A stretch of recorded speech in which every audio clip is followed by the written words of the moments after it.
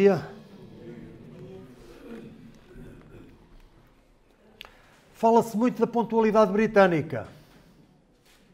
Com efeito, é um dos povos mais cumpridores de horários, não é? Mas há quem seja mais pontual ainda, mais pontual do que os britânicos. Sabes de quem é que eu estou a falar? Deus opera sempre no momento exato que Ele próprio estabeleceu desde o princípio. Sempre. Eu sei que muita gente discorda de mim. Espero que não seja o teu caso. Deus não se atrasa nem se adianta. Tudo acontece na hora certa. E vamos ver. Vamos abrir em Marcos, no capítulo 14, versículos 17 até 42.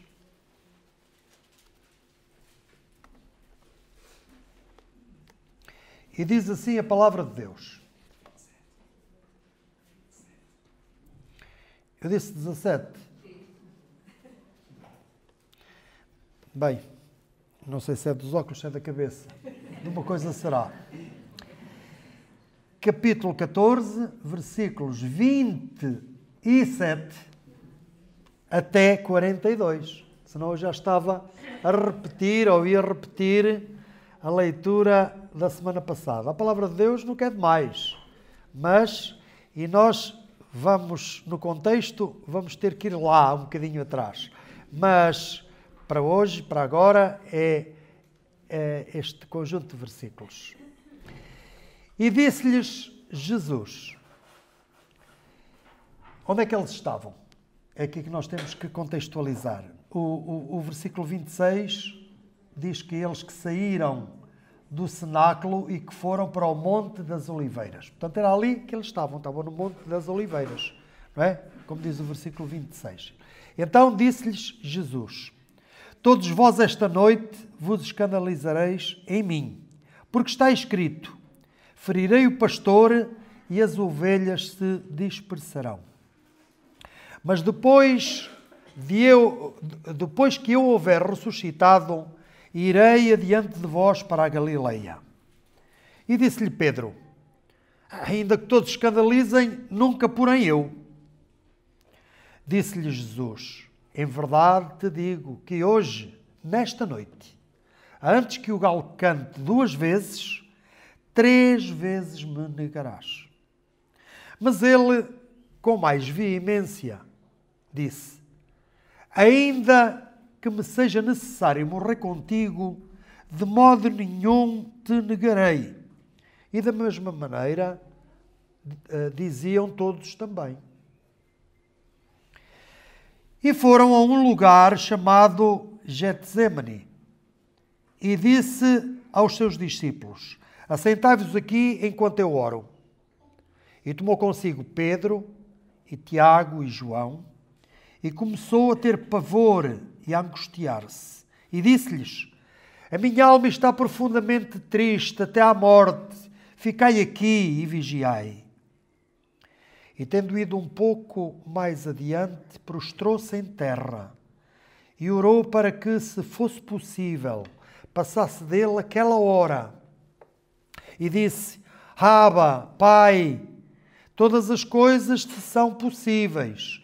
Afasta de mim este cálice, não seja porém como eu quero, mas o que tu queres. E chegando, achou-os dormindo e disse a Pedro: Simão, dormes? Não podes vigiar 1 hora? Vigiai e orai, para que não entreis em tentação. O espírito, na verdade, está pronto, mas a carne é fraca. E foi outra vez e orou, dizendo as mesmas palavras. E voltando, achou-os outra vez dormindo, porque os seus olhos estavam carregados e não sabiam o que responder-lhe. E voltou 3ª vez e disse-lhes: dormi agora e descansei. Basta, É chegada a hora. Eis que o Filho do Homem vai ser entregue nas mãos dos pecadores. Levantai-vos, vamos. Eis que está perto o que me trai.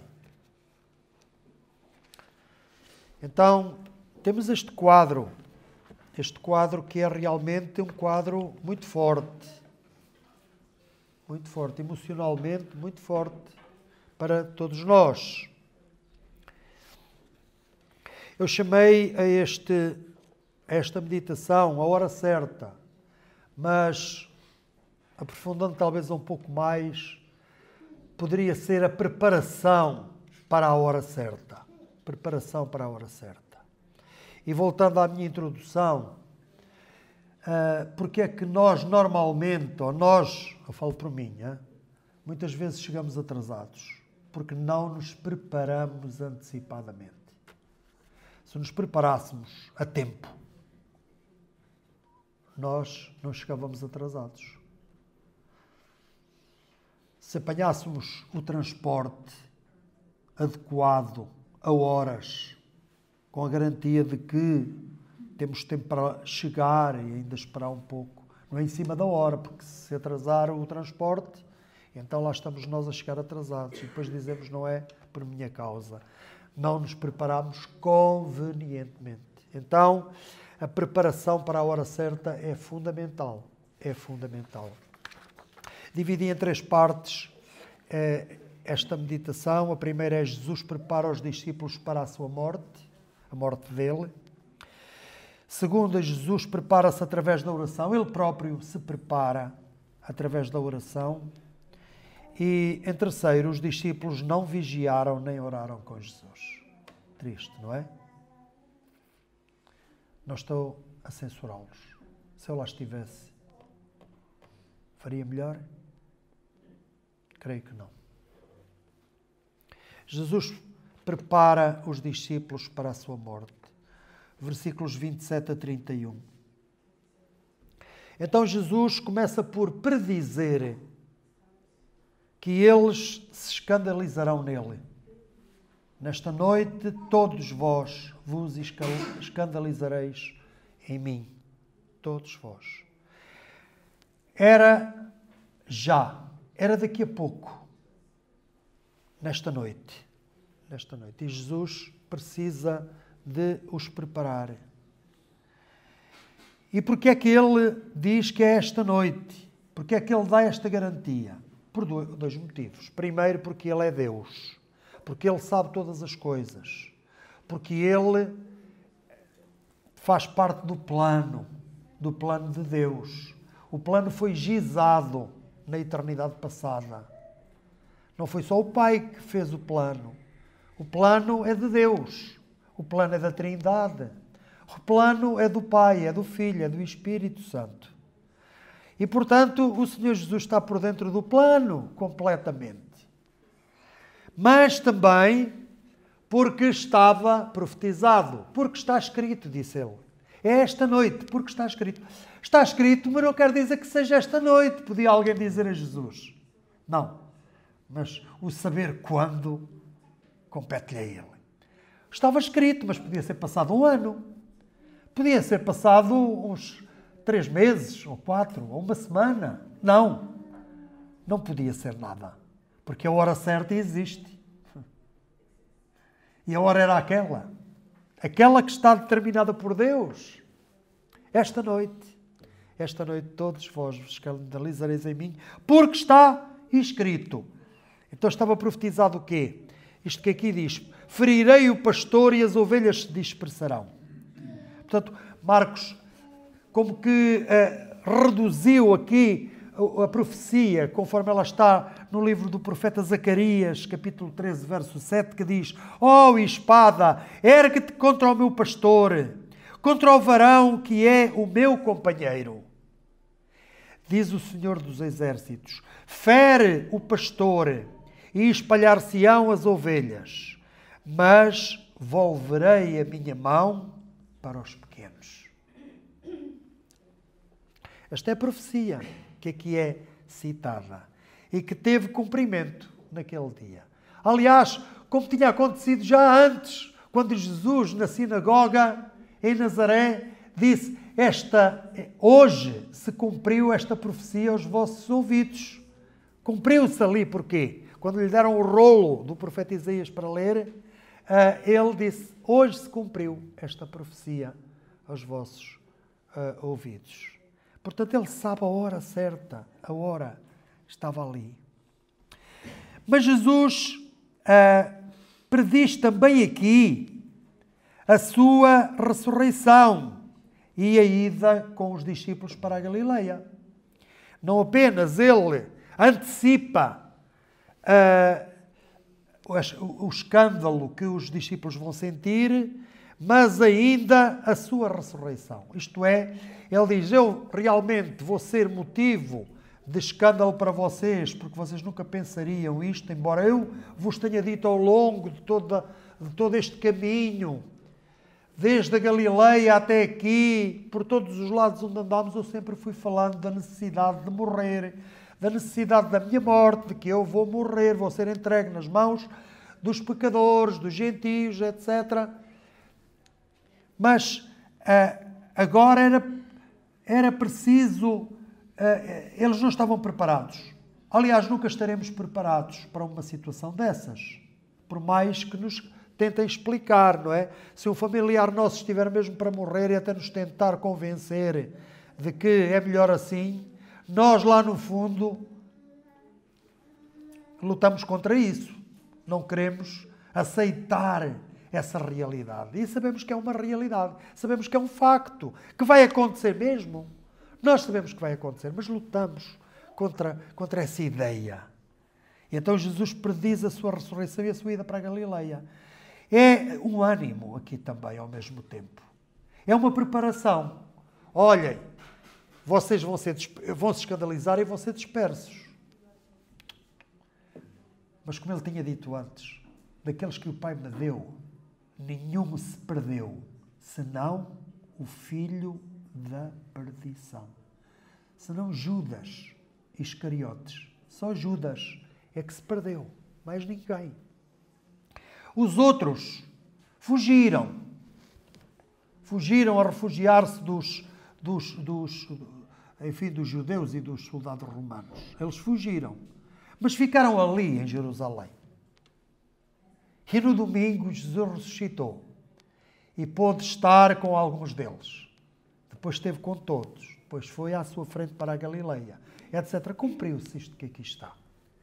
Então, Jesus nunca deixa nenhum de nós assim no meio da ponte, sem saber para que lado há de ir.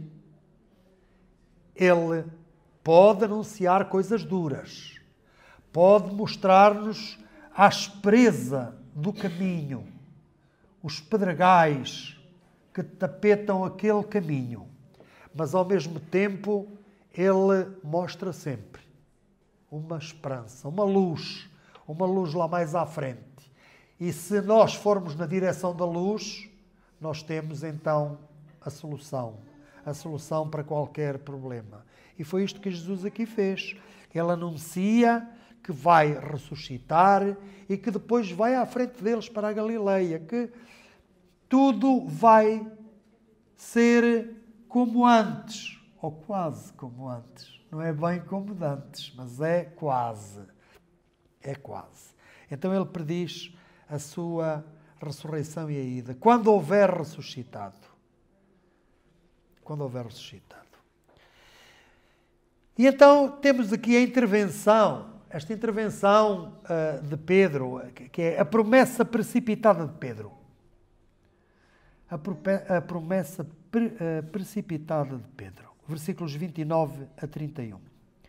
Pedro garante que não se escandalizará. Já viram? Ainda que todos se escandalizem, nunca eu. Nunca eu. Ainda que todos se escandalizem, eu, porém, nunca. Nunca, porém, eu.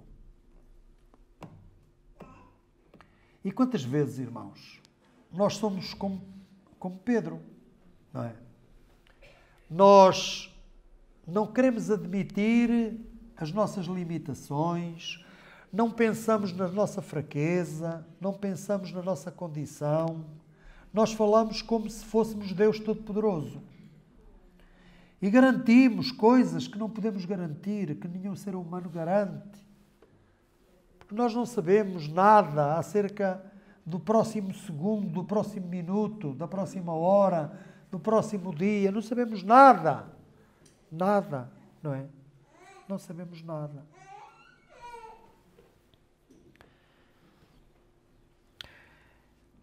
Então Jesus tem que lhe mostrar a realidade.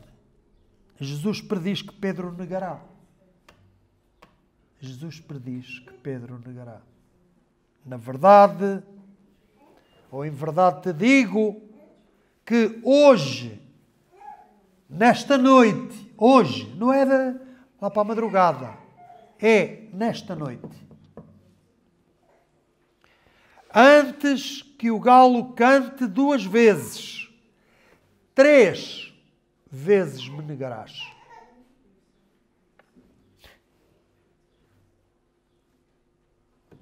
Jesus sabe todas as coisas. Ele conhece o nosso interior, nós não conhecemos. A nossa dificuldade é igual à de Pedro. Nós não nos conhecemos. Porque o coração do homem é enganoso mais do que todas as coisas. Quem o conhecerá? Eu, o Senhor, que esquadrinho o interior, os rins, vai até às entranhas, até o mais profundo, os rins que estão lá, escondidos atrás de tudo, não é? Para chegar aos rins. Imagina. Mas o Senhor penetra a alma do homem e o coração do homem. Ele entra. Para ele está tudo aberto, tudo escancarado. Ele vê todas as coisas. Não há segredos. Nós é que pensamos que temos segredos e podemos ter segredos uns para os outros. Não é? Mas para com Deus não podemos ter. Ele sabe tudo. Sabe até mais do que nós.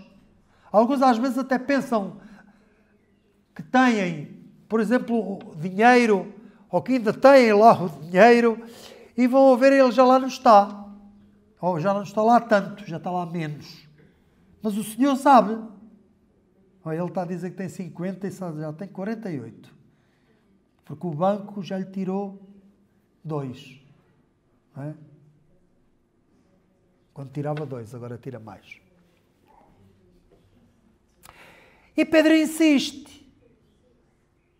Jesus garante-lhe que ele vai negá-lo 3 vezes, e isto ainda antes do galo cantar 2. Cantar 2 vezes. Mas ele é teimoso e insiste. E ao insistir, ao dizer com veemência, como diz ali na passagem, ele desdiz o que Jesus acabou de afirmar. Quer dizer, ele faz de Deus mentiroso.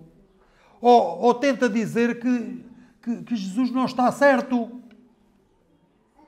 Que Jesus está equivocado, que pensa que ele que o vai negar, mas que não vai nada. Que ele é que sabe, tem as suas convicções. E são fortes e não sei quê. Claro, durante a ceia não tinha tanta convicção.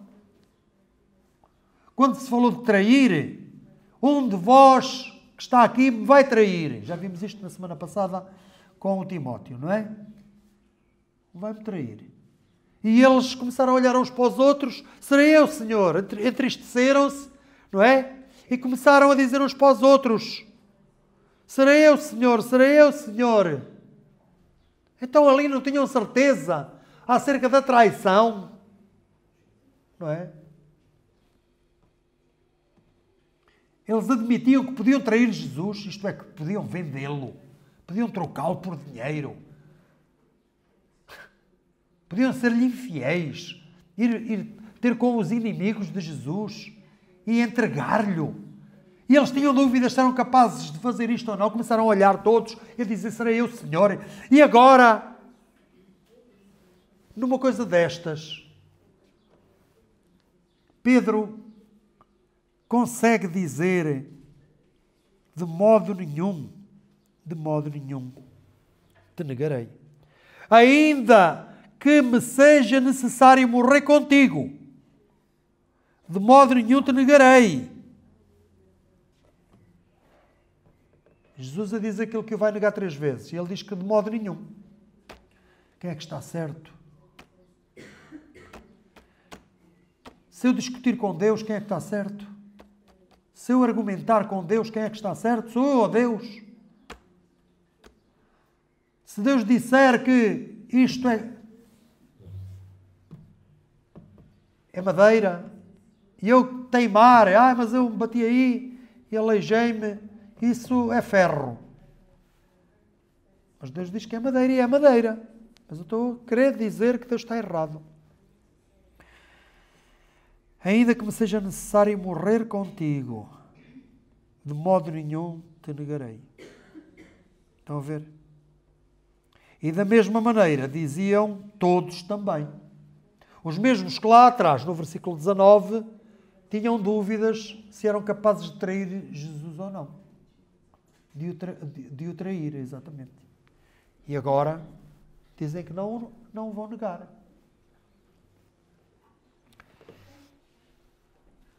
E nós somos assim também, irmãos. Nós não somos melhores que os discípulos de Jesus. Não podemos ter ilusão em relação aos discípulos que Ele escolheu. Ele não escolheu as pessoas mais recomendáveis deste mundo. Não os escolheu por eles serem melhores do que alguém. Por eles terem mais educação, não tinham. Mais cultura. Por terem melhor coração, um coração mais bondoso, não tinham. Os corações são todos iguais. O coração do homem é enganoso, não é? Como diz Jeremias, e não só. É enganoso. Ele escolheu pessoas, como nós. Não somos de outra natureza. A natureza é a mesma. Por isso, os problemas que eles enfrentavam são os mesmos que nós enfrentamos. As dificuldades que temos em assumir ou não assumir, em nos precipitarmos ou sermos moderados, sermos prudentes. O problema que eles tinham é o mesmo que nós temos. Pedro era muito sanguíneo e por isso tinha aqueles desabafos repentinos, era irrefletido, não pensava. Irmãos, pode ser a pessoa mais fleumática deste mundo, vai cair também nos mesmos erros. Mesmos, quer dizer, podem ser exatamente estes, mas são outros. E não há erros melhores nem piores. São erros. Um erro é um erro. Não é? Um erro é sempre um erro, um pecado é sempre um pecado. Ainda que as pessoas tentem arranjar eufemismos, ou melhor, hoje não usam eufemismos. Hoje negam, não há pecado. Não é? Se eu disser que há pecado, ainda me levam ao tribunal, porque eu estou a dizer que a pessoa que é isto e que é aquilo, estou a difamar e mais não sei o quê. Pois é. Somos todos igualmente imperfeitos, como eram os discípulos, e nós temos este problema, por isso temos que ter realmente a fé em nós mesmos e não irmos além daquilo que o Senhor, ou para o que o Senhor nos capacitou, seja na medida da fé. Nenhum queira ser mais do que, porque se eu me quero fazer mais do que, e era o que Pedro estava sempre a querer ser mais do que, ainda que todos, eu nunca. Eu sou superior a eles, é o que ele está a dizer. Mas aqui, irmãos, aqui não há ninguém superior a ninguém. Somos todos filhos de Deus, já viram? Não pode haver melhor, hein? Não pode haver ninguém superior a nós, porque somos filhos de Deus. Há melhor do que isso? Há mais importante do que isso? Eu não vejo, não há, não acho. Não há mesmo. Pois é. E da mesma maneira diziam todos também. Pois eles também não queriam ficar atrás de Pedro. Então se Pedro era capaz de tudo isto, estava ali cheio de coragem, eles não eram inferiores a ele. E então disseram exatamente da mesma maneira que ele. Não, Senhor, nós até damos a nossa vida. Pois é. Segunda parte, Jesus prepara-se através da oração. Ele já sentia a angústia a começar daquilo que ia passar. E era o facto, acima de tudo, era o facto do pecado, o nosso pecado, ser-lhe imputado, isto é, ele carregar o nosso pecado, ele ser feito pecado por nós. Não era ser por nós, era o facto de o pecado estar nele, dele ser julgado pelo pecado. E isto nós não conseguimos compreender, porque nós somos pecadores. Mesmo assim, não aceitamos que nos atribuam a nós o erro que um outro cometeu. Isso não fui eu. Olha, fala com fulano. Às vezes nem sabemos quem é, mas se soubermos, dizemos, não, olha, eu vi, foi aquele. Nós descartamos logo. Não fui eu, foi ele. Quanto mais assumirmos uma coisa que não fomos nós que fizemos e sermos levados a julgamento e sermos condenados, e naquele caso a condenação tinha que ser a morte, como nós sabemos. Não é fácil.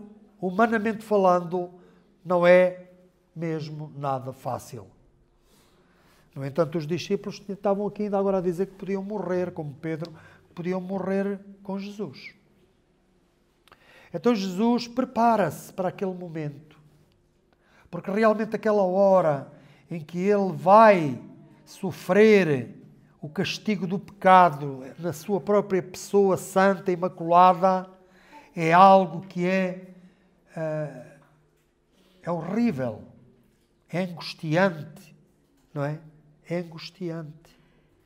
Então, Jesus está ali com eles naquele lugar muito conhecido de todos, o Jardim das Oliveiras, mas agora eles vão a uma propriedade que se julga que era uma propriedade privada, chamada Getsemane, em português, que é o Gatshemaná, que quer dizer lagar de azeite. Lagar de azeite. Eles foram um pouco à frente. Havia ali oliveiras naquilo tudo, não é? Mas um pouco à frente haveria, ou terá havido antes, um lagar de azeite. Ou ainda lá estava esse lagar de azeite. E foi para ali que ele se deslocou, não é? Foi para aquele lugar. E então, o facto do lugar ter este nome, o lugar chamar-se Lagar de Azeite, o que é que acontece no Lagar do Azeite? Há uma pedra redonda que circula, não é? E as azeitonas são postas ali, são despejadas para lá e aquela roda vai girando e o peso dela, normalmente é uma pedra grande de granito que vai rodando sempre e esmaga as azeitonas e assim é extraído o óleo, que é o azeite, não é? E vede como isto é elucidativo, como é uma figura maravilhosa daquilo que aconteceu com o Senhor Jesus, ou que iria depois acontecer. Ali ele já é moído com a angústia. A sua alma vai ser angustiada, não é? Isto faz lembrar as palavras do profeta Isaías, não é? Ele foi moído pelas nossas iniquidades, pelas nossas transgressões, foi moído. E moído aqui é esta ideia do azeite, das azeitonas a serem esmagadas e espremidas para dar o precioso azeite. Então Jesus vão a esse lugar à parte e Jesus manda os discípulos sentarem-se ali enquanto vai orar. Ele vai orar. E depois toma consigo Pedro, Tiago e João e andam um pouco mais, distanciam-se um pouco dos outros. E então, com estes três mais íntimos, Jesus começa a ter pavor e a angustiar-se. Jesus começa a ter pavor e a angustiar-se. E Jesus faz-lhes um pedido àqueles três. Faz o pedido que eles orem com ele, que orem. A palavra que aqui está não é orar propriamente, mas depois elas vão aparecer já a seguir juntas. Vigiar e orar. O que é vigiar? É estar atento, estar alerta, não é? Estar de vigília. Estar de vigília é não dormir, porque a vigília é à noite, não é? Então estar de vigília é não dormir, estar ali atento a ver. E eles tinham que estar atentos naquele momento, atentos. E ele confessa-lhes, ele partilha, ele confidencia com eles o seu problema. O que é que está a sentir? A minha alma está profundamente triste até à morte. Jesus faz-lhes esta confidência. E isto deve ser um exemplo para nós. Quando temos problemas, devemos partilhá-los com os nossos irmãos. Não é? Devemos partilhá-los com os nossos irmãos. Jesus partilhou com os seus discípulos o problema que estava a sentir. O que estava a sentir?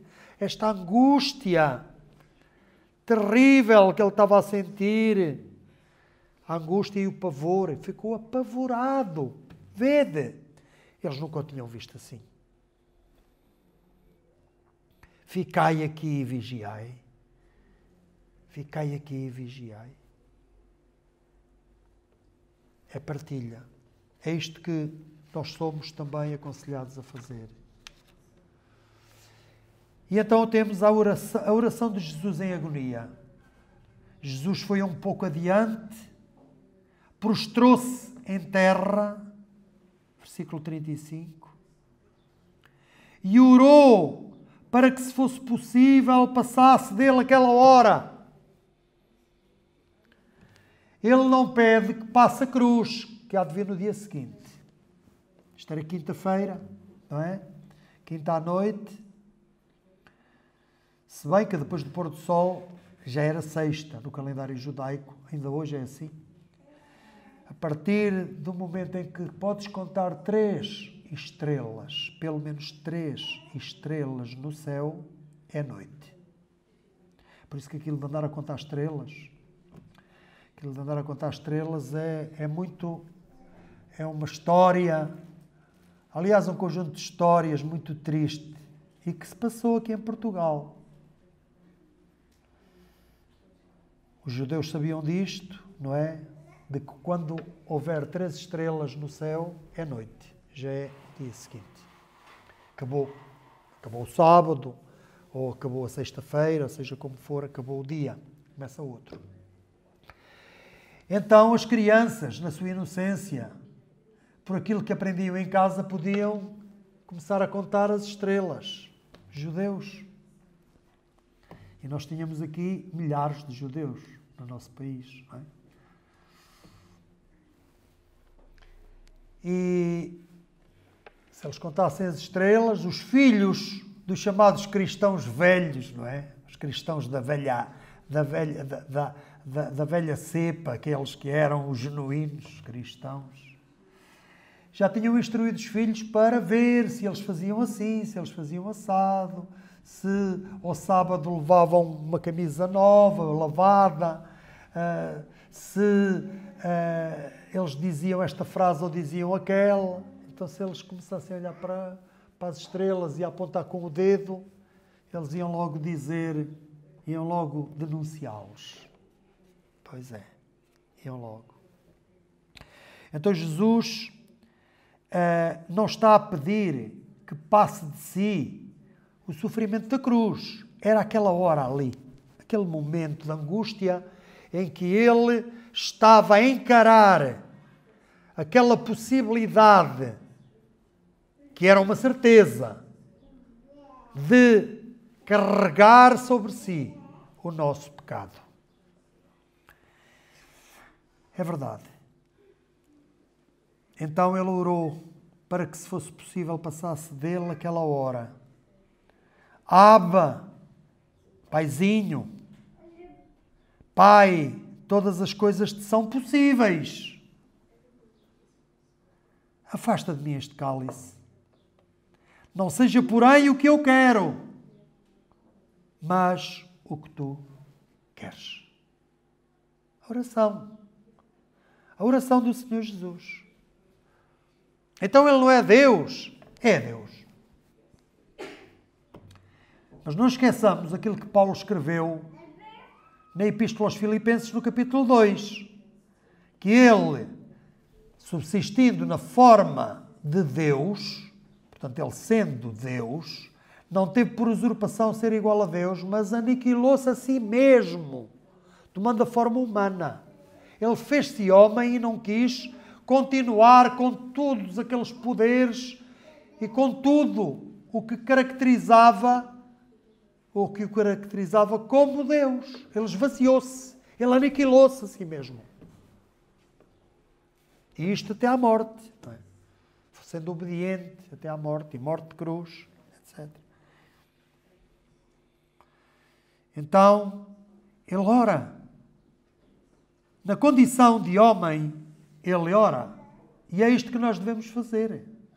É sempre o exemplo. O exemplo de Jesus é o exemplo máximo. É o exemplo máximo. Orar a Deus. Dirigirmos-nos a Deus. Mas a oração não pode ser uma oração com um resultado já estabelecido por mim, porque senão isso não é uma oração. Isso é uma tentativa de imposição. Quando eu vou aos pés de Deus e lhe digo o que quero e como quero, eu estou a tentar chantagear Deus, estou a tentar impor-lhe já a minha opinião. Senhor, eu quero fazer a tua vontade, mas, Senhor, tu sabes que eu gostava que fosse assim. Eu quero fazer a tua vontade, mas gostava que fosse assim. Ora, se gostava que fosse assim, eu já estou a dar uma dica a Deus. É porque Ele não sabe o que é o melhor. É porque eu acho que o melhor para mim é aquilo que eu penso, é aquilo que eu quero, é aquilo que eu desejo. E isso mais vale não orar. Mais vale não orar desta maneira. Porque o orar é ir ali sem nada. Não é? Sem nada na manga. Mangas arregaçadas. Ir ali de coração aberto. Para que Deus diga o que é. E Ele é que vai dizer o que é. Isto é como ir ao médico e dizer-lhe aquilo que ele há de fazer, não é? Afinal, quem é o médico aqui? Pode perguntar à pessoa, não é? Portanto, o médico pode perguntar, afinal, aqui quem é o médico? Eu ou você? Você já sabe tudo, já sabe o que é que quer fazer e o que é que não quer fazer? Pois é. É exatamente assim na oração. Na oração também, se eu já sei o que quero, e é mesmo aquilo que eu quero, para quê? Eu tentar influenciar Deus, impor-lhe a minha vontade, ou de alguma forma tentar coagir Deus, como se isto fosse possível, Deus deixar-se subverter, mudar a sua opinião por causa da minha opinião, mudar o seu plano. Não pode. Não é? Então, a oração é valiosa, valiosíssima. A oração pessoal, individual, como temos aqui mais uma vez Jesus a fazer. Mas ele costumava fazer isto de madrugada já. As pessoas já sabiam que ele já não estava deitado, já tinha ido. Ia para o monte orar sozinho. Pois, a oração individual é muito importante, mas a coletiva também é. A oração coletiva. Por isso é que nós temos aqui a reunião de oração à terça-feira. É por isso. E é muito importante a reunião, a oração, queria eu dizer, a oração intercessória. Quando eu oro por ti e tu oras por mim e oramos por aquela irmã que vai ter uma intervenção cirúrgica e oramos por aquele irmão que está a procurar um novo trabalho e amanhã vai a uma entrevista e oramos pelo outro que vai ter exame, não é? Vamos orar para que o Senhor o ajude, vamos orar para que ele tire tempo para estudar, em primeiro lugar. Isso é mais importante. Para que ele tire tempo para estudar, porque ir lá sem estudar é uma fraude. Ele tem que ir lá, sabendo a matéria. Pelo menos tem que fazer o esforço para aprender, ir lá. E depois Deus vai dar graça, Deus vai ajudar, Deus vai tornar a sua mente mais aberta para discernir as coisas, entendê-las e fazer o seu melhor. Sem dúvida que sim. Então, é isto. Nós orarmos, a oração de um justo pode muito ter seus efeitos, não é o que diz Tiago? Pois é. Orou Elias, não choveu. Orou Elias, choveu. Era um homem como nós, diz Tiago. Olha, era um homem como nós. Eles todos eram homens como nós somos. Então eles oraram e Deus ouviu-os. Então vamos interceder. Vamos orar por nós próprios, mas não sejamos egoístas. Oremos também pelos nossos irmãos. E oremos também pelos que não são nossos irmãos para que venham a ser. Oremos pelos nossos governantes, para que eles façam leis justas e para que a palavra de Deus tenha mais aceitação junto do povo, etc. Para terminar, os discípulos não vigiaram nem oraram com Jesus. Jesus pediu-lhes. Jesus foi uma primeira vez, quando disse para vigiarem, foi e orou. Daquela maneira que nós vemos aqui. Angustiado, de joelhos em terra. Quando ele voltou, o que é que aconteceu? Achou-os dormindo. Versículo 37. Jesus pediu-lhes para vigiarem, no 34. Depois, quando volta no 37, achou-os dormindo. Dormindo. E Jesus censura-os, não é? Jesus censura-os. Na pessoa daquele que dava mais nas vistas. Quem? Pedro. Ele próprio é que se lançava para a frente. Era ele. Disse a Pedro: Simão, dormes? Não é? Ele que nunca se escandalizaria. Se fosse necessário, morreria por Jesus ou com Jesus. Ele que estava ali a dizer isso nunca, aos outros sim, eu não. Isso comigo nunca acontece. E agora está ali. Simão, dormes? Não podes vigiar 1 hora? É? Jesus mandou-os vigiar e orar. Jesus volta agora.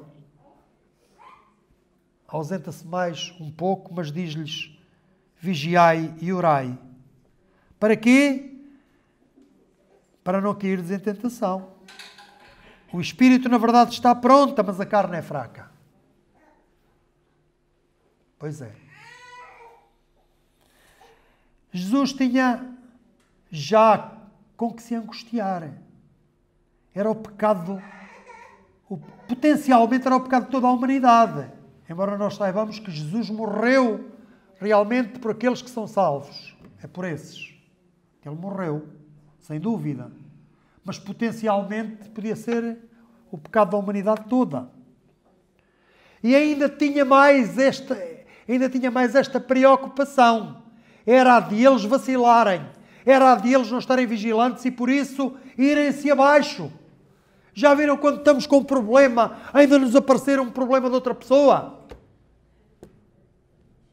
Que na vez de nos ajudar, fica, ainda está mais temerosa do que nós, ainda está pior do que nós. Então, olha, em vez de me estares a ajudar, estás-me a prejudicar. Olha, por favor, afasta-te, porque não estás a servir de ajuda. Ainda me estás a fazer sentir pior. E era isto. Jesus pede-lhes para eles orarem, vigiarem e orarem para não entrarem em tentação. Para ao menos dessa parte o aliviarem. O espírito, na verdade, está pronto, mas a carne é fraca, não é? Como dizia Paulo, miserável homem que eu sou. Jesus volta a segunda vez, voltou a primeira vez e disse-lhes isto, censurou-os. Volta a segunda vez e acham que vale a pena dizer-lhe alguma coisa? Eles estavam outra vez dormindo. Os seus olhos estavam carregados. Estavam ali, cabisbaixos. Estavam num velório. Num autêntico velório. Estavam ali, não falavam, não diziam nada, não levantavam a cabeça, não olhavam, estavam dormindo. Não sabiam o que responder-lhe. Estavam ali, quer dizer, tanta coragem. Onde é que está a coragem? Onde está a coragem? É a valentia de Pedro. Onde é que está agora a valentia de Pedro? Onde é que está a coragem de Pedro? E quantas vezes, irmãos, nós não somos assim?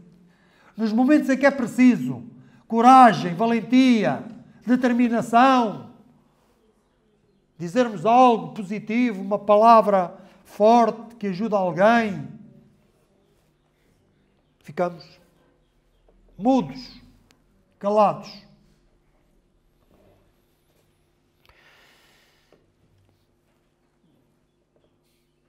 Não lhes diz nada.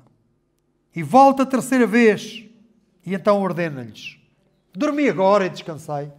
Olha, agora já podem dormir à vontade. Está feito. A preparação era necessária, mas vocês passaram o tempo a dormir. Eu já estou preparado. Chegou a hora, não é? O que ele aqui diz. Dormi agora e descansai. Basta, é chegada a hora. Eis que o Filho do Homem vai ser entregue nas mãos dos pecadores. O Filho do Homem, este título que ele aqui apresenta mais uma vez. E como em Lucas está, como ele também disse, na casa de Zaqueu, porque o Filho do Homem veio buscar e salvar o que se havia perdido. Foi para isto que ele veio. É por isso que nós dizemos, Jesus não foi um mártir. Não foi uma vítima que foi apanhada assim, desapercebidamente. Não, ele não foi um incauto. Tudo isto estava planeado, tudo isto estava programado. Ele veio, ele sabia para o que vinha. Foi para isto que ele veio. Levantai-vos, vamos, eis que está perto o que me trai.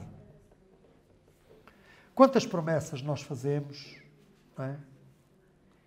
E quantas oportunidades perdidas. Eles tiveram aqui uma oportunidade de estar ali com Jesus a lutar em oração. E não fizeram. Perderam esta grande oportunidade. Perderam a grande oportunidade de ser uma ajuda preciosa, orando ali com Jesus e confortando-o. Naquele momento, eles perderam essa grande oportunidade. E nós, irmãos, quantas oportunidades é que nós não temos perdido? Falo por mim. Quantas? Vamos terminar, faltam muito poucos minutos. Nós queremos receber as bênçãos já, sem mais demoras. Mas queremos adiar a maior parte dos nossos compromissos e trabalhos. Já viram? Aquilo que é bom, nós queremos na hora. Queremos já. As bênçãos, tudo aquilo. Olha, não prometeste que me davas. Então, esqueceste. Agora, os nossos compromissos, os nossos trabalhos, se nós pudermos adiar, vamos sempre empurrando para a frente. Adiamos. Pois é, somos assim. Mas Deus quer que as coisas sejam feitas sem demora nem antecipação. As coisas devem ser feitas nas horas que estão determinadas, nos momentos determinados. Jesus sempre fez tudo no momento certo e mostrou conhecer perfeitamente o plano eterno de Deus. Mesmo assim, orava constantemente e muito mais em momentos decisivos. Então, se Jesus já sabia para o que vinha, ele tinha necessidade de ficar angustiado e de começar a orar e a dizer as mesmas coisas, a repetir nesta hora? Tinha. Uma coisa é o saber, outra coisa é depois sentir. Sentir no momento.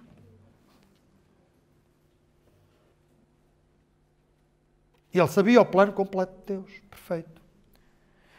Ele antecipou, isto é, A palavra antecipação às vezes pode dar a ideia de que as coisas eram para ser amanhã, mas aconteceram hoje. Não. Antecipou no sentido de predizer. Ele predisse muitos acontecimentos aos seus discípulos. Eles podiam assim ver que ele era o Filho de Deus, que tudo sabe, o Messias prometido. Jesus não foi por acaso, nem foi para se exibir, que Jesus lhe ia dizendo o que é que havia de acontecer a seguir, e ia-lhe dizendo as coisas. Eles por aí deviam saber quem Jesus é. Mas muitas vezes isto também acontece connosco, não é? Duvidamos. Em algumas dessas antevisões, eles manifestaram dúvidas, quando deviam ter certezas. E afirmaram grandes convicções, quando era suposto serem prudentes e humildes. Não é? Já falámos delas.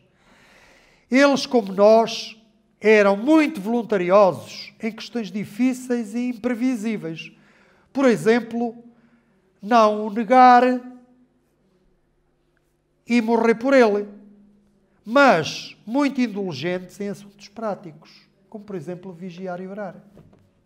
Aquilo que é fácil, que está ao alcance de todos nós, que é dobrar os nossos joelhos, ou sentados, até no sofá, também se ora, não é? Não tem que ser de joelhos, não é? Não é preciso sangrar de joelhos para orar e a oração ser ouvida por Deus, porque senão, olhem, cuidado com as obras. Mas, se nos sentimos melhor de joelhos, eu sinto melhor assim, então dobremos os nossos joelhos. Não é sacrifício, hein? O sacrifício já lá foi feito na cruz. Mas é assim que nós devemos fazer também. Na prática, coisas simples como orar, nós acabamos por não fazer. Prometemos e não fazemos. Irmãos, esta passagem dava para nós falarmos uns com os outros. Podíamos agora fazer aí uma mesa redonda e falarmos uns com os outros dos vários aspectos. Os irmãos teriam muito para me dizer também acerca do que vem nesta passagem, mas isto foi o que, pela graça de Deus, eu me propus dizer-vos nesta manhã. Que o Senhor nos continue a abençoar. Aprendamos, eu não li até a minha última frase, que é: aprendamos com a palavra de Deus. Ela é a verdade. Amém.